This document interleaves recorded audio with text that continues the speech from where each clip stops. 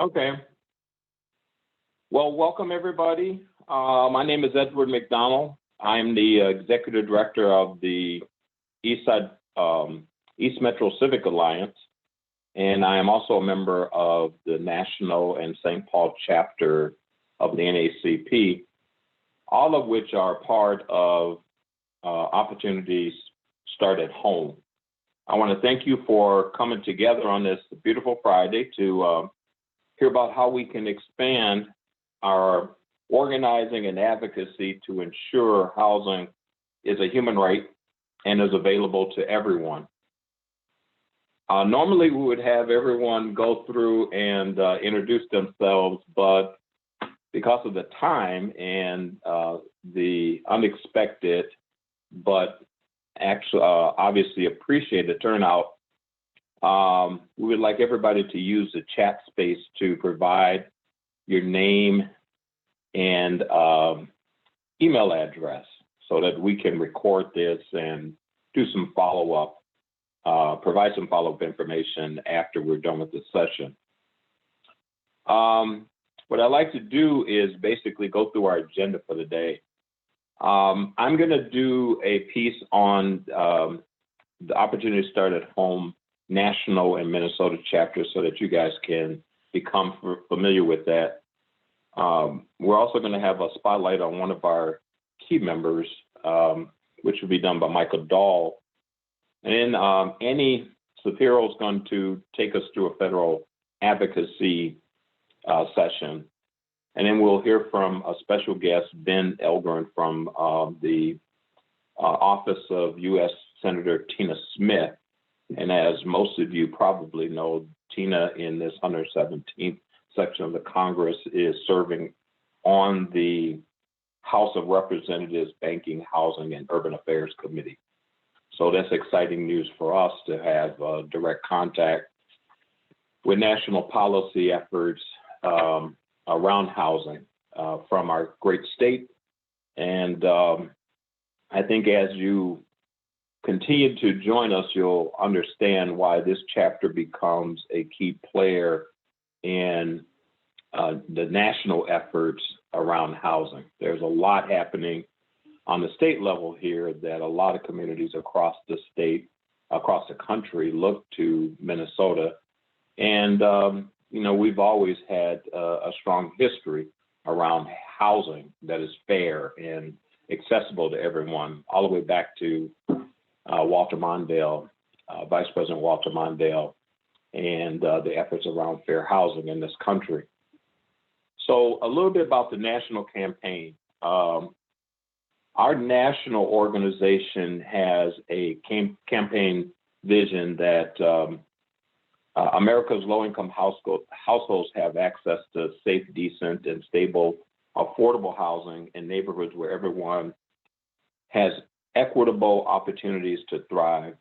You know, the mission is to build a national multi-sector movement which generate widespread support for federal policies that protect and expand affordable housing for low-income people.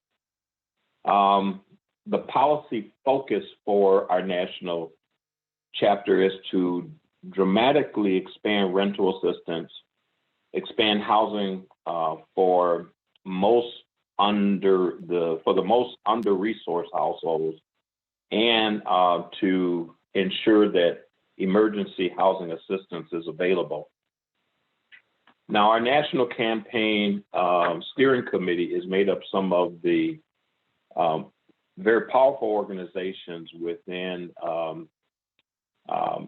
this country and represent a cross-sector of different types of organizations. And I'll only name a few, but the list is on the screen, like the National Low-Income Housing Coalition, Catholic Charities, the National NACP, NAMI, and all of the rest that are there, National League of Cities.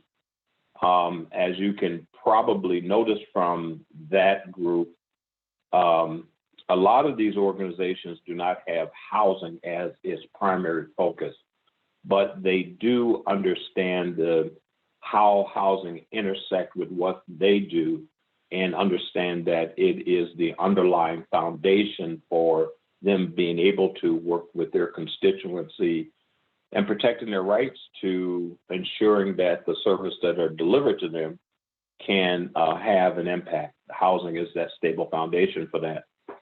There are 15 chapters like the Minnesota chapter across the country, and they span from Maine to California, from Minnesota to Texas. And it is developing into a very powerful cross-sector movement that is already truly having some impact at the federal level. And I think that once we get this chapter organized and bring our progressive tradition to the table and in the mix with those other groups, not trying to brag about Minnesota or anything, we believe that we'll be strong enough to ask the big ask and resolve this very complex and growing problem around access to clean, stable, and affordable housing for everyone. Our chapters basically is a federal advocacy campaign working to meet the housing needs of under-resourced Minnesotans. And like our national organization, we want to build a multi-sector, cross-sector coalition that drives our work. You will receive some information after the session's over with about how you can join this effort. And we strongly encourage you to be a part of what we're trying to build here, and so that we can have the impact to improve the, ensure the right to housing is made available to everyone, and that the housing needs of everyone is met. So with that being said, I want to turn it over to Lorna Smith from Catholic Charities to continue our agenda. Lorna? Hi, thank you, Edward. Well, great to be here virtually with everyone. My name is Lorna Schmidt. I'm the Public Policy Manager at Catholic Charities of St. Paul and Minneapolis, and I'm here to help bring our member spotlight. This is intended to be a time to introduce advocates and partners to the talent and expertise that really helps drive the Minnesota chapter of Opportunity Starting at Home's advocacy, while also helping to create some opportunities to network in this virtual setting. So with me today is Michael Dahl, Public Policy Director at Homeline Minnesota. So welcome, Michael. And to get things started, why don't you say a little bit about yourself and just a brief overview of Homeline's mission and the focus of your work.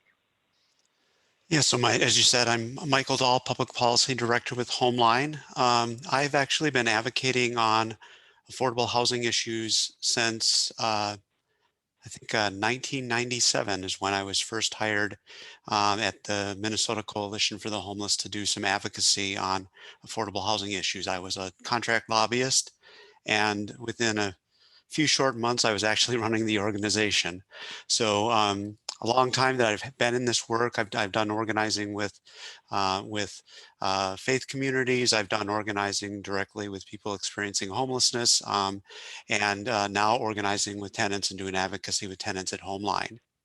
So I just wanted to say a bit about Homeline to start things off, is that Homeline provides free and low-cost legal, organizing, education, and advocacy services so that tenants throughout Minnesota can solve their own rental housing problems.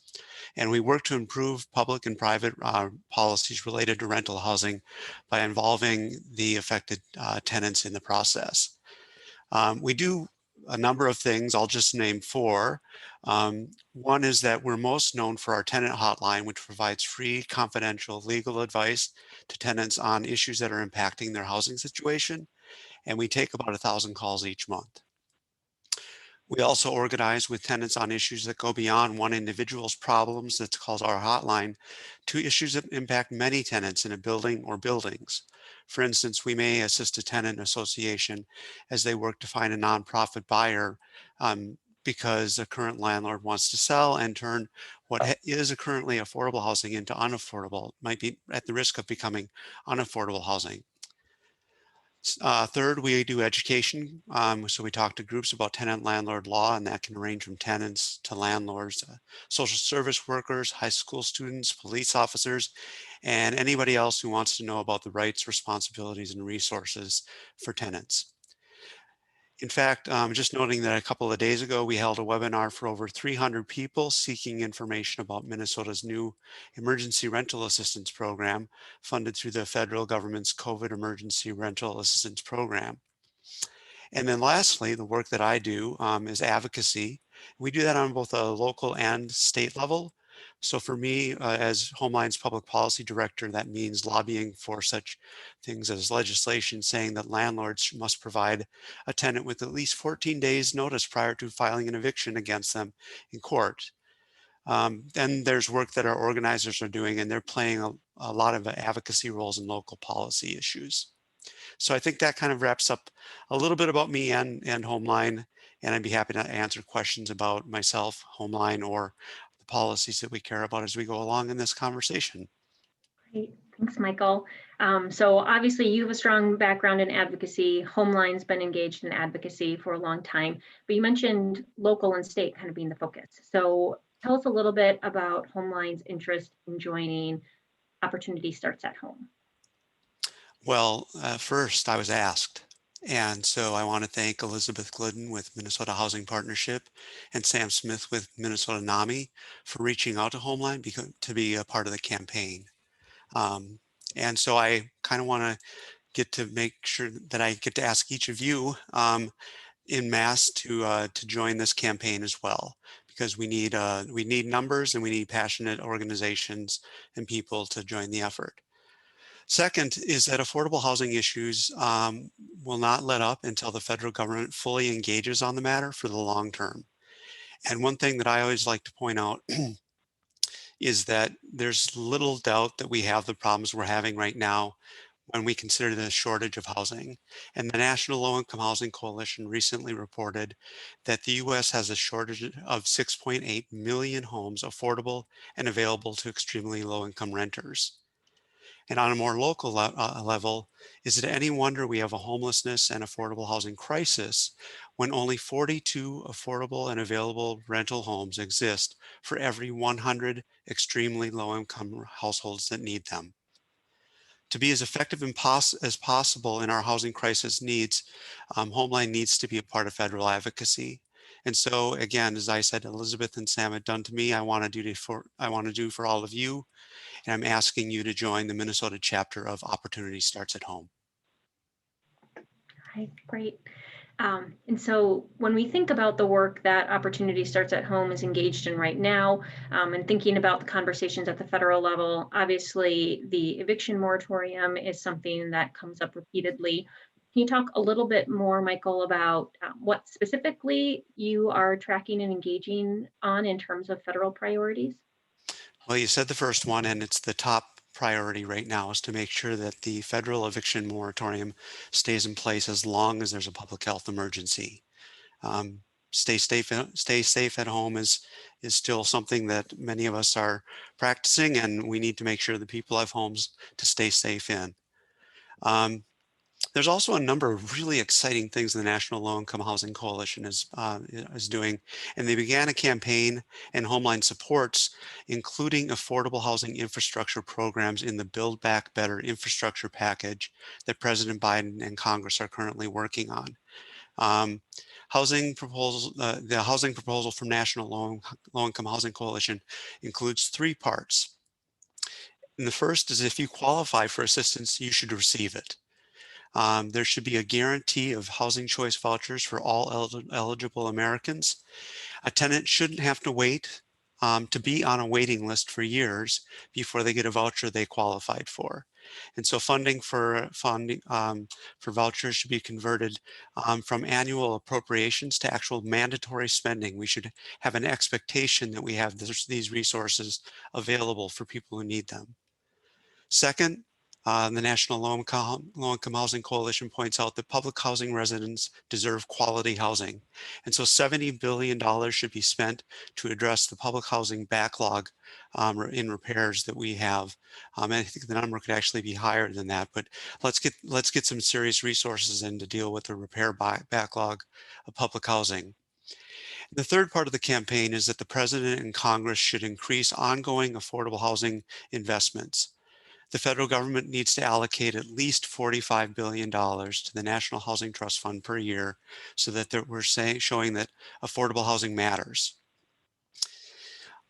Backing off from the National Low Income Housing Coalition's points, there's also a couple of others I want to raise. And the first, the next I'd like to raise is that no eligible household should have a voucher that they shouldn't have to return that voucher because they haven't yet found a landlord that accepts it. With more vouchers, we're going to need more landlords that accept housing subsidies. And to protect renters with federal assistance, we need source of income or voucher protections put into law and more funding from HUD to make sure that fair housing protections are in place. And the last policy item that I'll list is that we need HUD to fund tenant organizing. Tenants know what their homes and apartment needs are, and so they need to have the money and other resources needed to organize with their neighbors for dignified housing. Right. All right. Well, no shortage of opportunities to engage, and thank you for all of your advocacy, Michael. Certainly a lot of work for partners of this coalition to engage on. It pretty much wraps it up for this segment. Want to make sure that I give you the opportunity just for any final thoughts or advice that you might want to share with partners and advocates on this call. I'm going to take just a little bit of time here to say that, and I'm going to go back to my history here, that working on homelessness issues directly with the Minnesota Coalition for the Homeless, and note that mass homelessness in Minnesota sees today is a direct result of federal disinvestment in affordable housing that began 40 years ago. Cuts of tens of billions of dollars to HUD happened in the span of just a handful of years, and housing dollars were replaced with less than $1 billion in emergency shelter funding. We went from the answer being housing to the answer being shelter. I want to note something that currently is being said by the Minnesota Coalition for the Homeless. They're rightly saying that shelters save lives, but they also note that housing ends homelessness. And so it's worth repeating that the National Low Income Housing Coalition says we have a shortage of $7 million rental homes affordable and available to our lowest income renters. That's a huge gap, and it has not always been the case. Some of you may remember a time when Wilder Research Center triennial survey told us that Minnesota had a little over 3,000 people experiencing homelessness on one night's count. 3,000 people. The number is triple that right now, at least. So we need to listen to and throw up. So while some people might actually listen to that number and throw up at their hands and wonder what we can do about an intractable problem, we need to remember that it hasn't always been this way. We need to know that as shelters save lives, housing ends homelessness, and we can and we have in the past produced enough housing for everybody that needs it. That doesn't feel, the federal government, because of the pandemic, is placing billions of dollars into emergency rental assistance. And the only thing that's going to continue that for them to continue to put these serious resources into housing is for all of us to keep doing this. We all need to be involved. And so again, I'm asking folks to join the Minnesota chapter of the House of Opportunity Starts at Home campaign. Right. Thanks, Michael. Well said. So appreciate you taking time today. Hope everyone that's on this call found it helpful to, again, learn a little bit more about Homeline, meet Michael and the work that he's helping to lead, both with his organization and as a partner here of the Minnesota chapter. We will make sure that the website to Homeline is noted in the chat for those that want to learn a little bit more. And while we're wrapping up this segment, just want to invite people, if you do have specific questions for Michael, feel free to note them in the chat. We'll do our best to respond to them before the webinar wraps up. So with that, I believe I'm passing it back to Edward to introduce the next segment of the agenda. Yes, next we have Annie Sapiro that we're going to bring on, and it's all yours, Annie. Thanks, Edward, and thanks, Lorna and Michael. I think what you just talked about really sets up what we're going to talk about right now. I just want to note a few things before we get into this section about kind of how to engage in federal advocacy.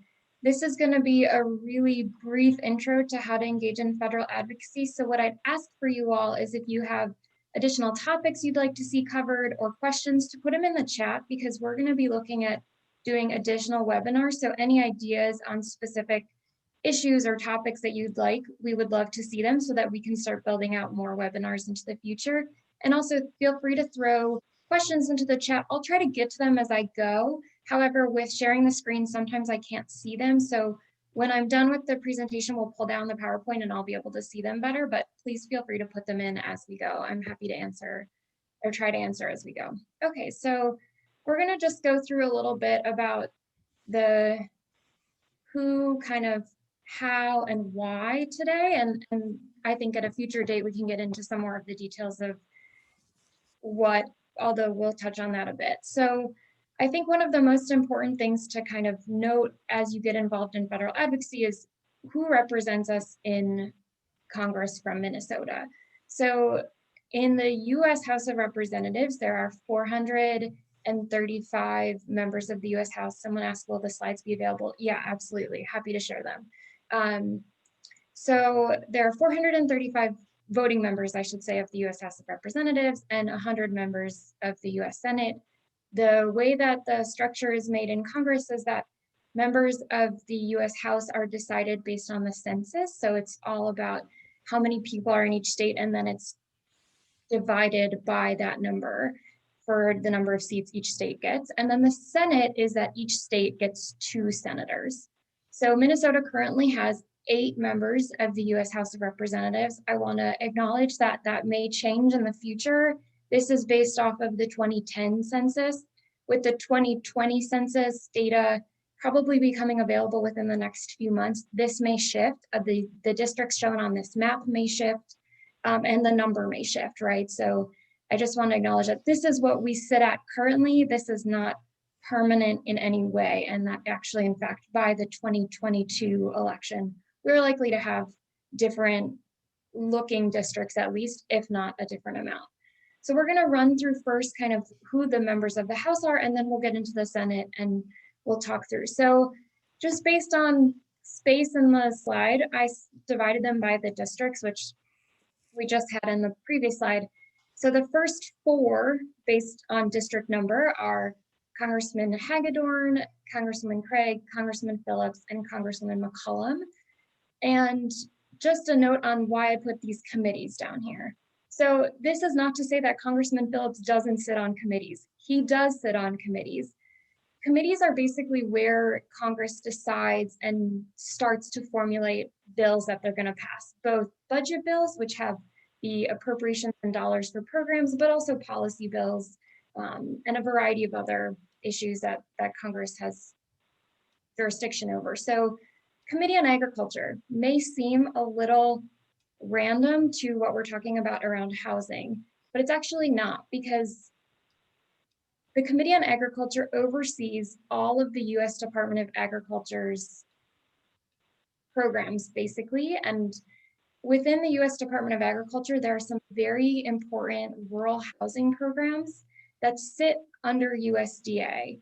And so both Congressman Hagedorn and Congresswoman Craig sit on the Committee on Agriculture, and they have control over, through their committee, those programs that help make rural housing more affordable, more accessible, that sit under USDA. So it's a really important committee for housing that I think often can get kind of forgotten because it seems like it should be about farming, which it also is about farming. Just also as a note, Minnesota has 4 Democrat members of the House and 4 Republican members of the House. And on this slide, Congressman Hagedorn is a Republican and the other 3 are Democrats. So then on to Congresswoman McCollum.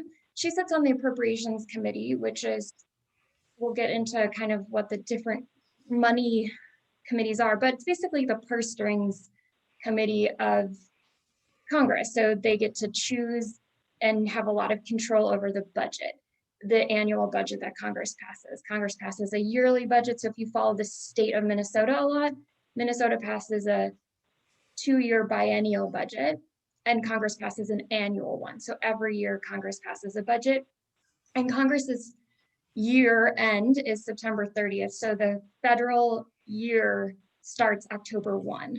So I know it can get a little confusing because the states is July 1st is the start of the fiscal year. The federal is October 1st, and most of us think January 1st is the start of the year. So just acknowledging that there's a lot of moving pieces with appropriations, but that's a super important committee around funding. Okay, next slide.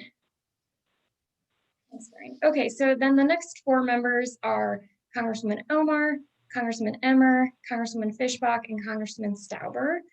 And on this slide, Congresswoman Omar is a Democrat, and then the other 3 members are Republicans. And so the budget committee sounds like an appropriations committee, right? Like, what is the difference between a budget committee and an appropriations committee? So the budget committee is basically the start of the appropriations process, and the appropriations committee is the end of the budget process. So the budget committee sets kind of the goals for Congress for spending, and then the appropriations committee actually is the one that finally passes a budget. It's a little confusing, but it's still a really important committee around setting some of those targets for the budget, and we can get into that more in the question and answer.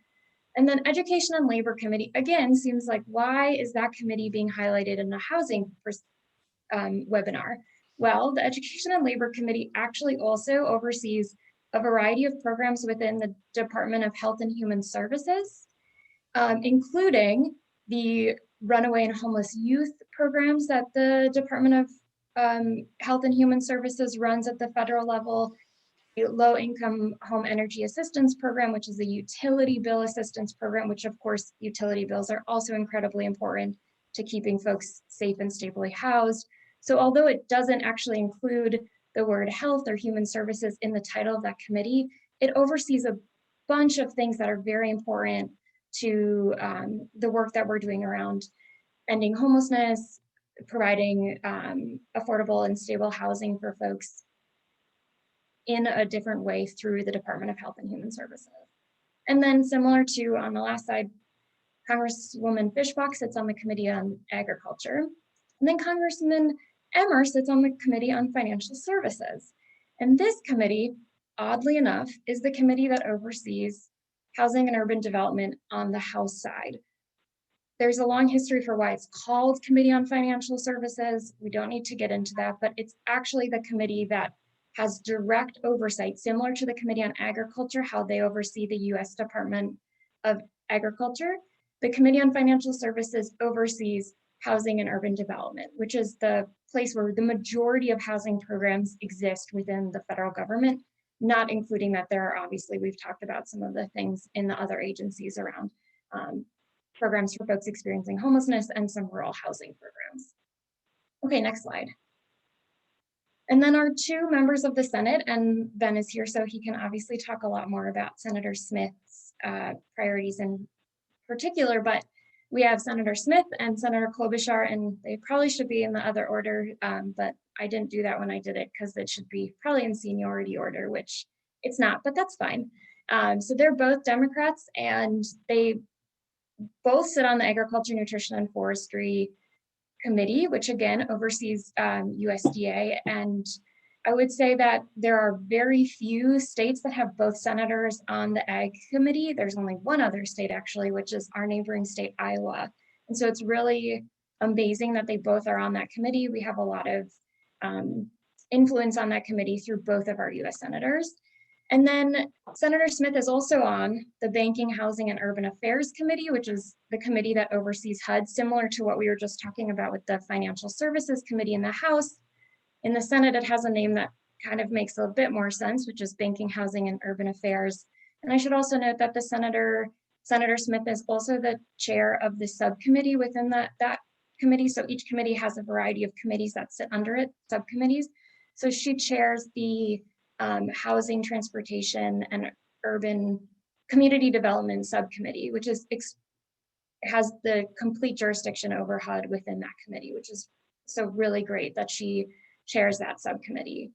And then Health, Education, Labor, and Pensions Committee. So this is similar to that committee we talked about with Congresswoman Omar, except this one, they call it the Health Committee, has the word health in it at least, so it makes a bit more sense, but again, oversees some of those programs within the Department of Health and Human Services that are related to housing.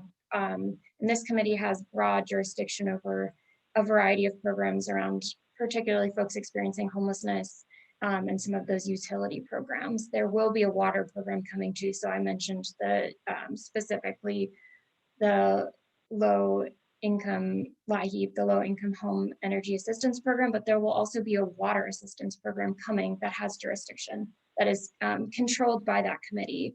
And then the Indian Affairs Committee, which has although things may go through a variety of other committees, anything basically that touches or impacts Indigenous folks, tribes, goes through the Indian Affairs Committee as well. So there's a push, for instance, that tribes can be included in as continuum of care providers and get paid for that. And Senator Smith has been kind of leading on that. So those kinds of things fall under that jurisdiction. Okay, next slide. So now we know who, how.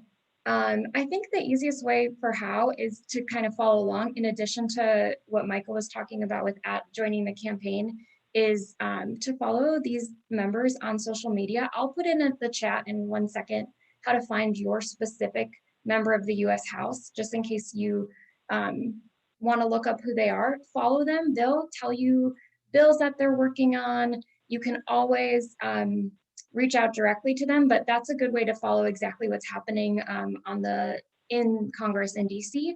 In COVID, it's a little bit different, but usually they host town hall meetings. So they'll have in-district time where they're back in Minnesota and they'll meet with constituents about a variety of issues. And so always feel free to look out for those, to attend those. They really like meeting with their constituents.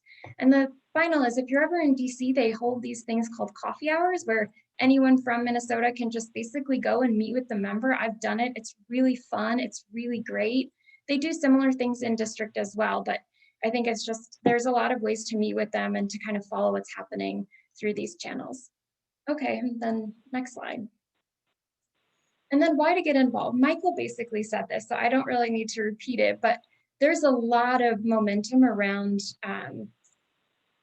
creating affordable housing right now, for ending homelessness right now through COVID relief. And I think we can use that momentum to really create sustainable programs that can help us make sure that we have more affordable, stable, and accessible housing options in Minnesota. As a group, we have power together. Okay, now we can take the slides off if that's possible. And I'm gonna just take a look at the chat. Wait a second, I haven't had a chance to look. So give me 1 moment as I read some of the questions.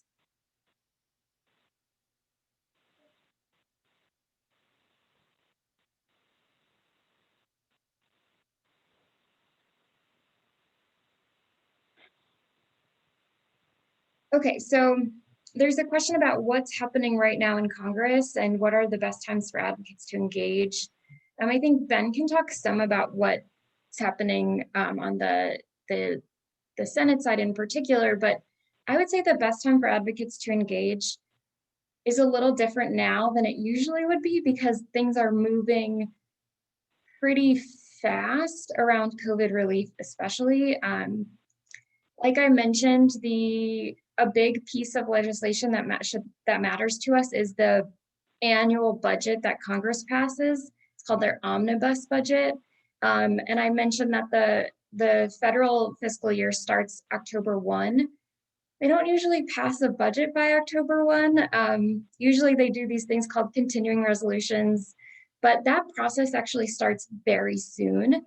The president will be releasing his budget in the near future, and then Congress will start taking and shaping their appropriations and budget bills within probably the next month.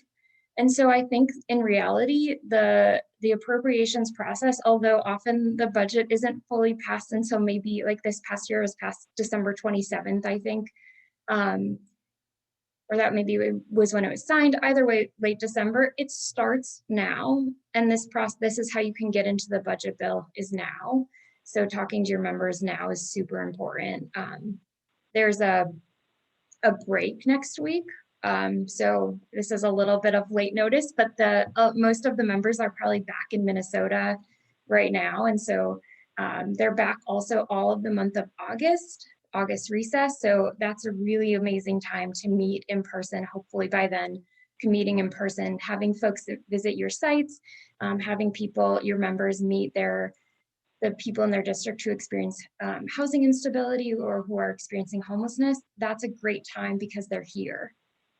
Okay, let's see. What else can be passed with budget reconciliation?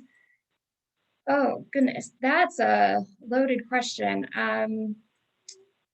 And I think the challenge is, so what can't happen with reconciliation is the budget. So the omnibus budget process cannot happen through reconciliation. I don't think. There would have to be some interesting rule shifts, would be my understanding around how that would happen. So the big budget that we've been talking about cannot happen through reconciliation. I think it's a question of what else can be passed through reconciliation. And I don't know that there's a full answer because I'm not sure. Reconciliation has been used at varying points throughout since the reconciliation was put into place. And so I think it's a question, and then maybe Ms. more about kind of where that stands.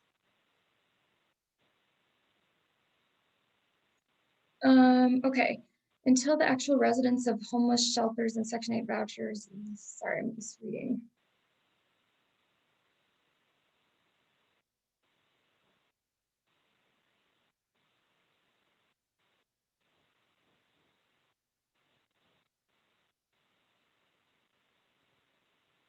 I can just read this. This is a comment. I thought it was a question. Sorry, that's why I stopped.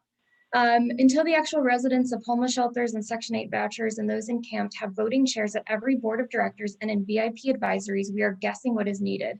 Until the actual facts of poverty and displacement are told in every meeting, this will not be truly understood and responded to properly. In fact, anyone accepting McKinney-Vento money who does not have field resident representation at the table is not following the letter of the law. Fun, just saying this isn't fun, this is survival. Advocacy should be attached to people who have endured or are presently housing unstable. Completely agree. Or homeless, yep, right, I completely agree. Let's see. We are well beyond basic training here, folks, or said differently, this is not rocket scientists. We have our PhD in the field, let the people ourselves impacted onto the actual decisions making bodies, and things will change fast. I agree. All right, well, I think I got all the questions. I'm sorry if I missed them. I'm just trying to scroll through and get them all, so I'm not intentionally missing anything. But feel free to keep putting questions in the chat, and some of the questions I think Ben can talk more about as well. And so with that, I think I'll turn it over to Rosie and Ben, who will take it away from here. Great, thanks Annie. Hi everyone, my name is Rosie Coleman-Stitch and I'm one of the clinical senior directors here at Mental Health Resources. And I am excited and thrilled to introduce you all to Ben Elgin, who is an outreach representative with Senator Smith's office. And just a reminder that as questions come up, because I'm guessing there's going to be lots of questions, please put them in the chat and I will keep track of them. And then I'll make sure that Ben knows that you know that they're there so that he can respond to them as we go. But I think just to start us off, Ben, if you wouldn't mind just introducing us more to your role in Senator Smith's office and then talk more about her work in the committees and subcommittees. Yeah, absolutely. Thank you so much, Rosie, for that introduction. And thank you so much for having me. Great to be here in lieu of the senator who is unfortunately not able to join us today. But to that question or notion, Rosie, my role for the senator, my job for the senator is to serve as a liaison between Minnesota Voices and the senator herself and the legislative team as well. And in this case, one of the nicer parts of the job is the opportunity to share the latest developments about what the senator is working on. And so a lot of great information. Thank you for that, Annie. And I'll say, having been on the receiving end of Annie's great advocacy, could really speak to their expertise. And we'll leave some time for questions and I'll do my best to answer them. But there's certainly a lot to talk about.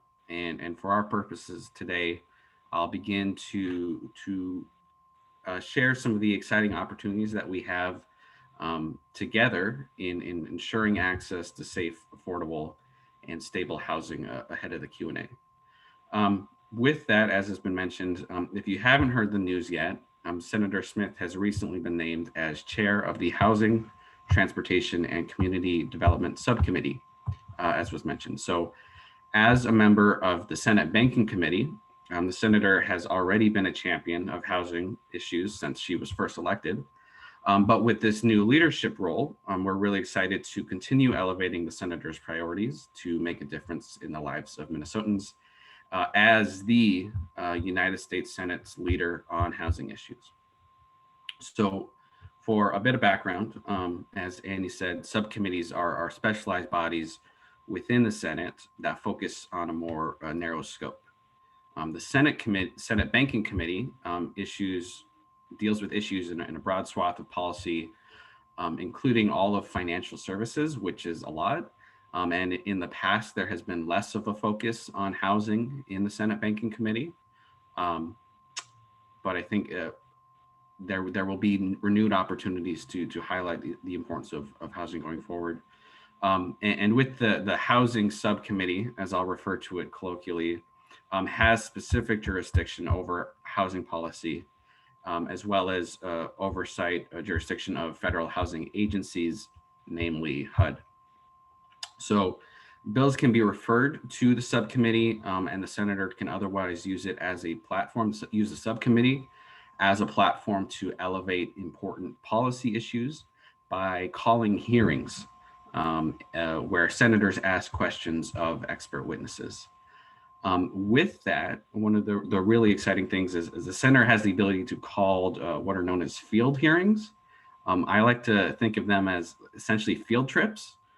So they have a hearing, but rather than doing it in Washington, D.C., they go out really anywhere in the country and have a hearing, hear from witnesses directly where they are. And so we're really excited to be able to do that here in Minnesota sometime soon. And again, I'll just echo Annie's comments that the senator, with her enormous interest in housing, she is really well positioned in the various committees to do so. In that she's on agriculture, so it's rural housing, Native affairs to work on tribal housing, the health committee, and of course banking itself. So I'll also note that as chair of a subcommittee, Senator Smith also has greater oversight abilities, where our office is able to solicit agency reviews and produce official reports. And while we don't have specifics on hearing topics yet, ready to announce just yet, certainly welcome input on what topics the senator should highlight, and even creative locations here in Minnesota where we could do so. So with that, I'm also eager to share some of the legislative priorities looking ahead. Our immediate focus has been for the last several months, has been on COVID relief. And a bit on that for Minnesota specifically, within the American Rescue Plan, that includes an additional $300 million in rental assistance, at least $13 million for Native housing, with even more on the way, between $50 and $100 million in homeowner assistance and utility assistance, I'll note that that was a key shortcoming in the first two COVID relief packages, that they lacked homeowner assistance. And we heard loud and clear from a lot of you that we needed that to be included in the American Rescue Plan, and Senator Smith pushed for that.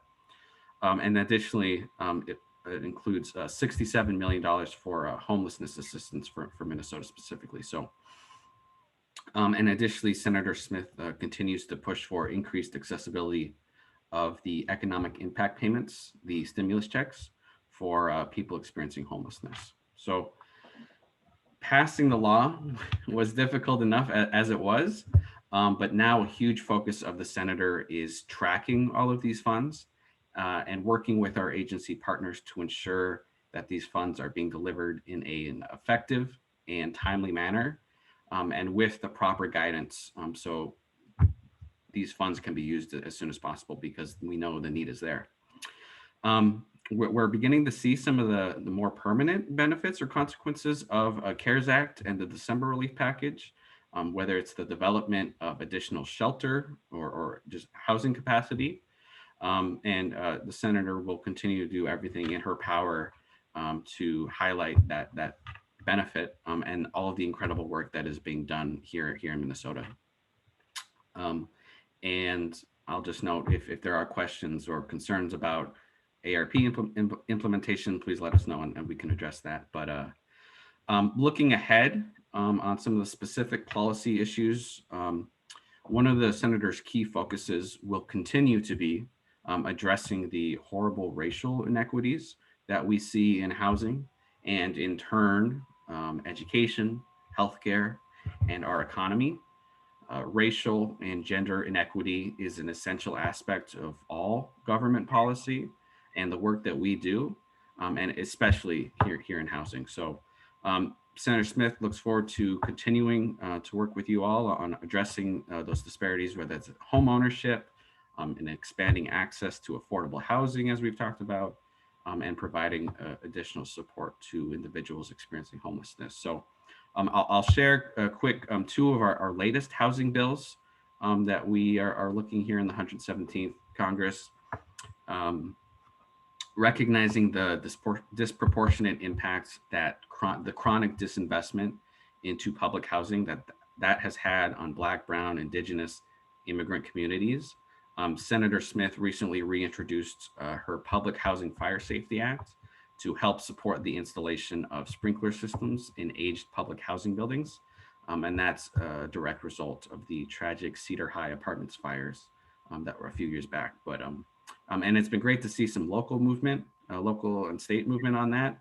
But the senator will continue the push for adequate funding to meet the essential safety and capital maintenance needs across all of Minnesota's housing sector. And then next month, I'm really excited to share, hopefully we'll be introducing her Mapping Housing Discrimination Act. That would be to digitize historic property records and support research into racially restrictive property covenants as a way to better connect the history of explicit housing discrimination with the contemporary inequities that we see in housing and throughout our society. So more information to come on that. We've been working on that for quite a while, and we're really excited to share more about that as an important first step in further understanding and in turn addressing these issues. So lastly, and as was mentioned earlier, we're beginning to take a look at fiscal year 2022 appropriations and the critical investments into housing. Again, the American Rescue Plan was great, but that those funds, that investment in the housing can't be a one-time deal. And the senator will continue pushing for that. And especially with a infrastructure package looming on the horizon, Senator Smith believes that housing is infrastructure and will be pushing for housing investments in the infrastructure package. So again, would love to open it up to questions. I know I saw some in the chat, but I'll turn it back to Rosie and we could just open up the conversation in the time that we have. And yeah. Great. There you go. Thanks so much, Ben, for filling us in on Senator Smith's work on the committees and some of the exciting things that are happening down the road. We do have several questions that have come up in the chat. The first one is, does Senator Smith support housing choice vouchers for all those who are eligible? Senator Smith has been a consistent supporter of increasing investments in the housing choice vouchers. I think it's still a conversation we're having about making it an entitlement, as I've been previously discussed, and certainly welcome additional input and advocacy on that. I think I believe the Biden administration has made comments, and so we're curious to see if that'll be a component of an infrastructure package. But to that point, Senator Smith supports increased funding for housing choice vouchers, and it's a conversation we're having. Good, thank you. So what are the best ways to influence a senator regarding public policy? It's really quite simple, actually, and that is letting her know what you want to see. And as Annie talked about, there's a lot of ways to do that. That's a big part of my role, is to serve as that conduit. And so certainly welcome that engagement from any and everyone here to let us know what you want to see, whether that's specific to infrastructure or funding or a particular program. But really the best way is as is being done here, is to mobilize as various organizations or a coalition and just let us know. And we're really receptive to those voices, and we always strive to hear them. So it's let us know. Great, thank you. And how is the senator addressing the disparities in housing and the shelters? Yeah, and that's a really big question.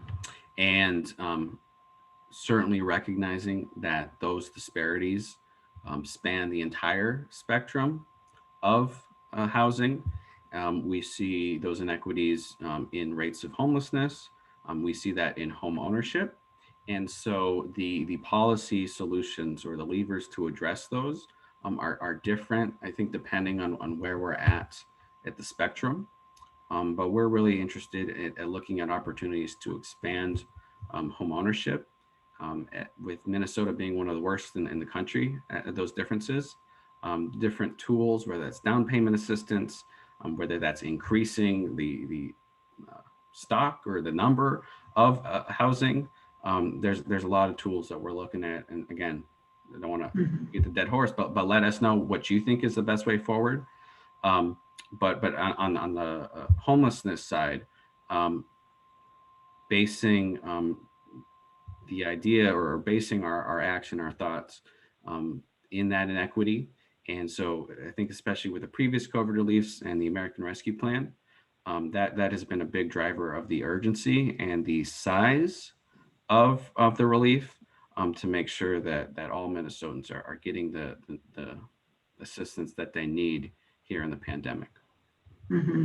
And then just a follow-up comment on that, and I think question, homeless people refuse to move into shelters that aren't safe and clean, and the cost, where is the accountability in regards to the shelters? Yeah, that's been a huge item that we've heard about and have tracked. I think especially, certainly not a new program or a new issue rather, but with COVID and those concerns, increased homelessness and the decrease in shelter capacity in terms of spacing and social distancing and whatnot, that has been a huge challenge. I think, not to oversimplify it, but a big part, and it's difficult in terms of the federal role of what the oversight is of a particular shelter or whatnot. But one of the really heartening things that we've seen is the use of federal dollars to expand the capacity of the shelter system. I look at the Vivo's indoor village, that I believe some of the upfront costs or the capital costs came from the CARES Act dollars. Just this week up in Duluth, there was, I think, 1 or 2 different projects that the city or the county used federal dollars to convert a motel into permanent supportive housing. And so again, that's where our key focus is on tracking those big packages to make sure that they're being used effectively. So that's again, and another part of the role on the subcommittee is that we have more opportunities for oversight and accountability about how those funds are being used, and certainly want to make sure that they are benefiting the individuals, the communities that Congress intended them to. Mm-hmm. Oh, the next question is, how and when will policy issues flow through the committee, like housing, civil rights, source of income protections, and much, much more? Yeah, that's a really great question. And in terms of the subcommittee specifically, maybe maybe I'll start with the full banking committee, and that there has already been a flurry of housing related committee hearings. And a lot of that is to develop a policy understanding, develop attention awareness of issues, and then members of Congress, senators will introduce bills to coincide with that. Is that the idea is that, and certainly probably amongst this group is that we're aware of these issues, but they want to elevate them and then propose the solution. In terms of specific timing for something like the subcommittee, we're really looking forward more towards the summer, where there'll be greater opportunities to maybe do a field hearing or something in person when it's more safe. But we're excited to start using those new tools that I outlined to highlight these issues, and of course, with the idea of solving them. So maybe more to come on the specifics of the subcommittee, but out in DC, the work is already beginning. Great. And the next question is about Senator Smith's priorities in inequity. What will be her approach to addressing that? Yeah, again, and that's another huge area, and that spans every portfolio. And in my role is housing and banking, and I can speak to those. But that has been a core commitment that we've been having conversations about. How do we do that in every policy arena? And one of the great things about housing is that it is so intersectional and affects these different areas. But in terms of housing, actually, I'll start on the banking side. Is one of the key ideas that we're looking at is increased lending opportunities to communities of color or BIPOC CDFIs, community development financial institutions, increasing those lending opportunities. There's a lot of different federal tools that we can do to expand those opportunities, and that's maybe some on the economic side, but also in mortgage lending is huge when we're talking about homeownership disparities. Otherwise, in terms of, I'm thinking of COVID relief and some of the direct assistance, is that the senator has prioritized various set-asides for communities of color. One of the big items on the tribal housing is ensuring that there is in the law, there's a dedicated portion of the funding that goes directly to tribal communities, because historically, many times the funding does not reach communities of color, Native communities. And so that has been a big focus, is just making sure that those funds get to the communities that need them. Okay, so just looking at the time, we're just about at the end of our time frame. So I know some of the questions we didn't quite get to. So Ben, I'm wondering if it would be all right with you if I emailed you some of the remaining questions, and then Please. I can then we can email the responses out to the group, because it's such an important conversation. I just want to make sure that everyone gets their questions and responded to. So if you're open to that. Absolutely. That sounds wonderful. We can definitely save the chat, and we'll do our best to respond and get those answers out. And otherwise, that's beneficial on our side, just to understand like what are the questions and what are the priorities of folks. So this is super helpful. And again, to that point, certainly won't be the last conversation, and that we look forward to engaging with everyone here on the call. I got a lot of familiar names. But again, thank you so much for having us. And we're really looking forward to partnering together as the senator continues her work.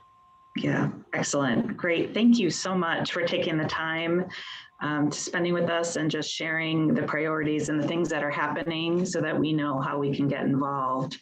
And on that note, I would just like to thank you all for attending today. There's some great conversations, a lot of really great information. I'd like to thank Edward for kicking us off, and Michael sharing information on Homeline, and Annie, and how we can all get involved. And then once again, thank you, Ben, for being a part of this conversation. So stay tuned, there's more to come. And with that, have a great day and a great weekend. Thank you so much. Take care. Yeah, thank you. Bye-bye. Thank you, everyone. Everyone, have a great weekend.